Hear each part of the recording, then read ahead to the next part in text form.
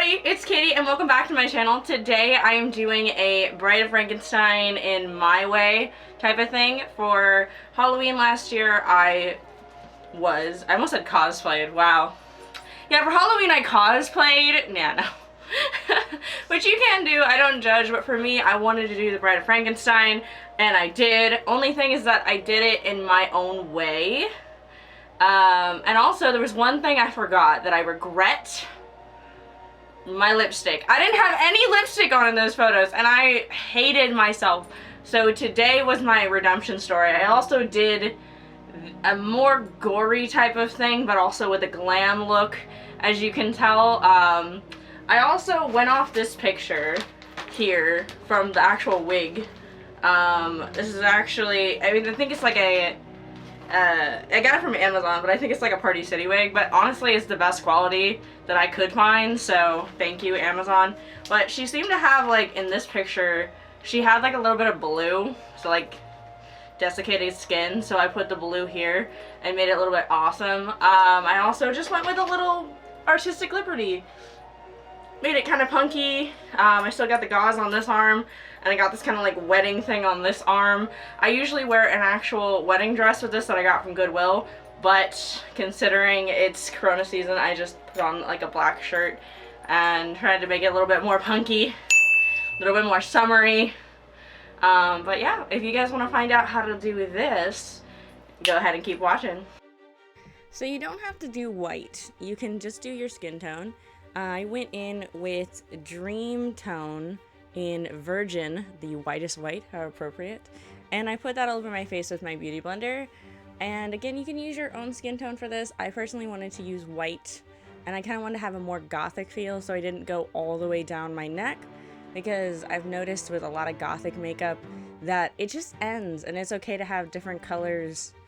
It's okay to have, like, you know, just white face, and then just everywhere else be your normal skin tone. And so then I went in with a concealer, white concealer that I use to prime in almost every single tutorial. And I just put those in the normal concealing places. A little bit heavy because I was really scared with this foundation. So I went really heavy with the concealer just to see if it went. And then I set that. And then I went over to contouring and I used a black shadow. I used Black Olives from the Pizza Palette from Glamlite, but any black shadow would do. And it is really, really hard to contour with black. But if you mess up, just go ahead and just grab your ordinary other brush with your powder on it and it will diffuse it.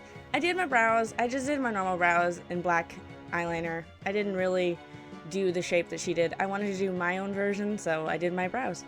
And then I'm moving on to eyeshadow already, and I'm just taking that same black shadow and I'm putting it all over the eye in a raccoonish as possible way. And then I'm also taking a fluffy brush with white and I'm blending that in so it all blends in perfectly. I'm just going ham and I'm making sure it is nice and blended out. Then I'm cutting the crease with that white again. I'm doing the trick where you open your eye and it makes that perfect shape for you, and then I'm going back towards kind of a cat eye shape kind of thing. I did this in my previous look for Halloween and I really liked the way that it looked, so I'm continuously doing it now. And again, I didn't do the eyebrows the way that she has them, but I just want to do my own thing, so that's why they're more like my own brows. One day I will do an accurate one. If that's something you guys really want, definitely comment down below and I will definitely do a completely accurate Bride of Frankenstein, because I am excited for that. It's just a little easy, so I wanted to do something challenging and something a little bit more my style, so hence that. And I'm doing the same thing to the other side, and if you catch a glimpse of my contour not going all the way through my jaw, you caught my oopsie. I did not see that at the time. And then I'm going in with Icy Mint from the Cake Palette from Glamlite, and I am putting that on the outer part of that cut crease. And then I'm taking this kind of light blue shade from a Beauty Glaze palette, and then I'm putting that on the center of the lid, and then in the inner corner of the lid as well. And then I'm cleaning up the black. I'm going in with a kind of finer fluffy brush and going in with that black and really fine tuning it and then blending that out again and making sure everything fits and everything is good and hood. And now I look more like Hades. I was thinking that. And then I'm moving right on to glitter, and I put a picture of it right here. This is all the glitters I use. These are the blue glitter. It has a bunch of blue glitters, and I just put that all on there. Again, I look like Hades. And then I'm moving on to white, and I'm putting that in the inner corner for that little pop. And then you see it has green inflex in it. And then I went in with the pinkish iridescent, and I put that on top of it, and then down, like I'm crying glitter. It's kind of my style. And then I'm putting black eyeliner in the waterline, and then I am just doing my eyeliner as normal, following that cut crease that we made. Doing kind of a baby wing, not a big wing, but just following that whole vibe that we went to. Again, it looks like Hades. I just realized this. And then I'm going in with highlighter. I used white, I used blue, I used a bunch. Then I'm going in with the stitches already, and I'm taking black, red, and white body paint. And this is water activated paint. My white has seen better days. And I'm taking a paintbrush, and I'm making 2 black incisions where the flesh would be, like, to cut out. And I'm using reference pictures from the actual Bride of Frankenstein, and I'm making rough, jagged edges. So my Frankenstein isn't the best in his class. I'm also putting one over my eye. It is not actually, no, she doesn't have this, but I made it myself just because it's kind of like how she died, like that saying that that's the wound that she sustained when she died. Also, Sally has something similar to this, and as you'll know on this channel, Sally is kind of one of my favorite Disney characters, and just favorite characters in general. And then after I filled in those 2 kind of lightning bolt-y shapes, I went in with the red and I filled them in. As you can see, I have a kind of thick part on my chin and on my forehead, and that's because that's where it's so hard to like sew up those places, so it's gonna be more jagged there. And then I'm going in with shading, and I'm using actually a glittery gray shade, and I'm just shading out on both sides there to give these stitches more depth.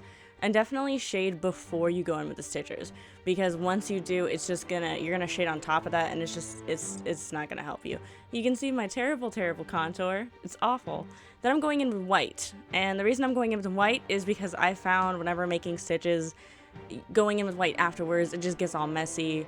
So I'm going in with white first, and as you can see, it really pops at first. And then I'm going in with black. And I kind of regret going in with black. I would definitely love to have a metallic body paint, like a silver metallic paint in the future, because I feel like there's too much black.